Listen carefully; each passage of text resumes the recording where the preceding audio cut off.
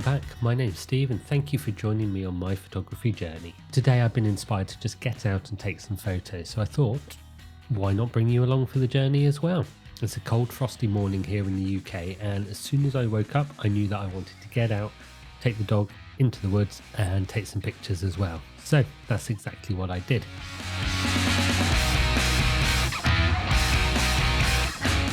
There's plenty of frosty trees, frozen puddles and everything like that to make for some interesting pictures. So rather than doing what I'd planned to do today, that's how I wanted to spend my morning. Luckily the village that I live in is surrounded by woodland. So within about 5 minutes we were in the woods. One of us was sniffing leaves, one of us was taking pictures.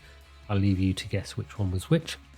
But the main thing is we were both out there in the fresh air enjoying ourselves. We managed to spend about an hour walking around, getting cold. We took plenty of pictures, I think 70, 80 pictures this morning. And after that, after about an hour, it was getting a bit too cold for us both. So we went to the local cafe and had a hot chocolate, looked through some pictures, and it's just been a really nice day, to be honest. So now it's time to sit and edit some of those pictures. I've had a quick look through them while I was in the cafe, but now it's time to actually have a proper look at them, edit some of them, go through them with you, and kind of explain my thought process, explain what was behind the shot at the same time. I'm going to use Lightroom Classic, same as I usually do.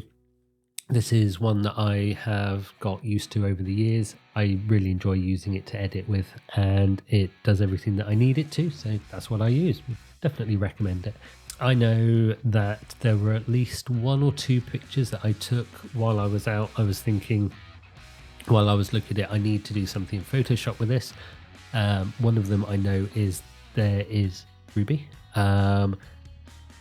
She's in the picture in a way that I don't want her to be, so I took 2 pictures with her in different positions so that I can put it into Photoshop and erase her, basically. So we'll do that with using different layers in Photoshop.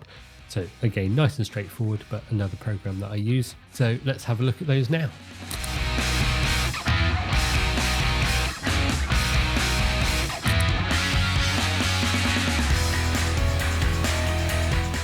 So let's dive into these pictures now. So this is the pictures that I took this morning. So let's have a look. We have got 61 of them. So that is quite a few. So let's have a look at a few of them now. I've had a quick look through. Let's go into some of these and see what we can do. So D to go into the develop module, which is where we do our editing. I have already applied a slight S-curve to these. This is kind of my default approach to photography, to have this kind of S-curve on your curve. It just gives a little bit of contrast, gets rid of the clipped highlights and clipped blacks. And then what I tend to do is go for auto first of all and see how that looks. And what I might do actually is a bit of cropping on here. So let's make this a one for Instagram. There you go, 1 by 1, and that is now a bit better. I do like the greens in that and the frost. So we zoom in, we can see how well focused that is. All these small little bits of ice around there. That's nice. I do like that. I do like the contrast there. I might darken it up slightly from where it was. Yeah, that looks a little bit better to me. Could have done without this leaf being there in the background. That's not my favourite, but these leaves, so maybe what we could do is, because it was this leaf that had that detailing that I really liked. Oops.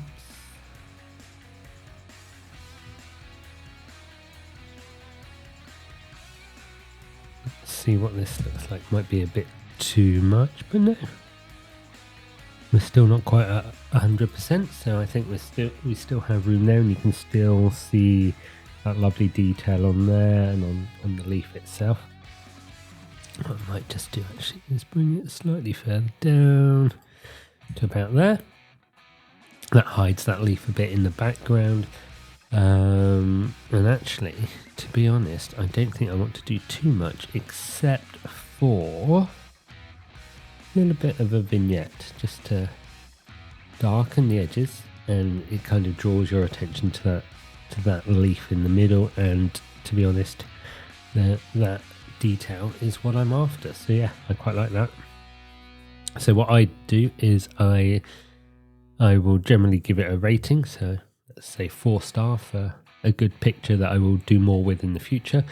And then let's go back to G, which is our library, back to our grid, and look at some of the other ones. So as I said, sometimes you don't capture the dog at their best moment, but the rest of that picture is quite good. Let's see what we can do. So again, we'll go into D for our develop, and on here let's see if we can use our content aware remove tool and actually just brush out the dog. So right square bracket makes your brush bigger, and we'll just brush over her and then see what that does. And I mean, look at that. You would not know that there had been a dog having a poo. So yeah, genius. So again, like I said, S-curve on there. And let's just go auto. That brightens this area up quite a lot. If you press the backslash, you get the before and the after. You can tell which one it is because it's got a dog in it. Actually, I say brighten, it made it darker. You can see a bit more detail in the trees and things, which I do quite like. Because before, kind of hidden as they go into the sky a bit. But let's see what we can do. Just want to, it's nice and straight, as usual. A little bit of vignetting, I think, just to bring your attention into the middle. And let's use something else in Lightroom, which is the masking of the sky, and then that gives us a beautiful mask of the sky, so that we can then just edit this on its own. So it was a bit cooler.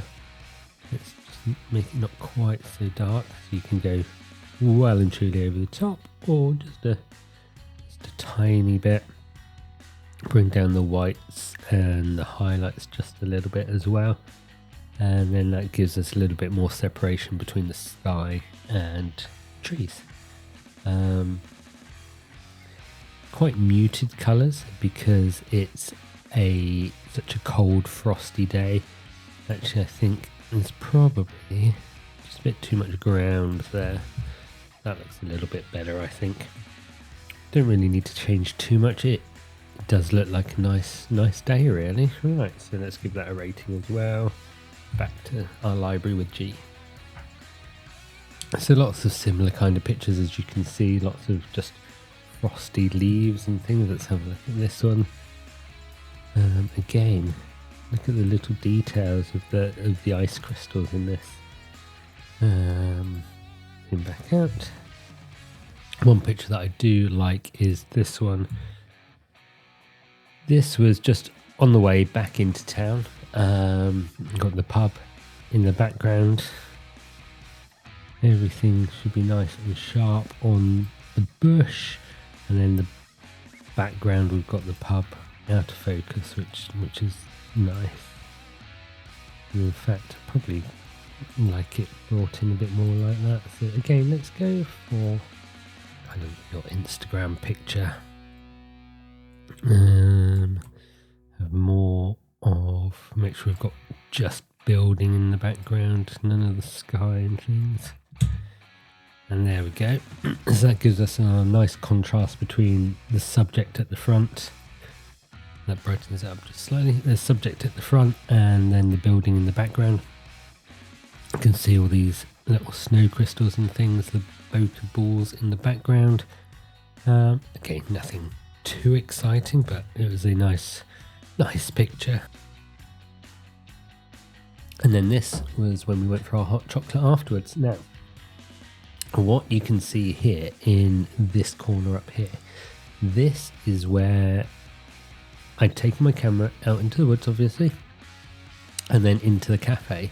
The cafe was warm, so everything steamed up. So actually all of this kind of blurry isn't just from the narrow depth of field. Yes, it is at f1.8, but that doesn't have this kind of hazy look to it. You get that more kind of just out of focus look, whereas this is because there's condensation on the lens of my camera, which then gives that slightly different look on here.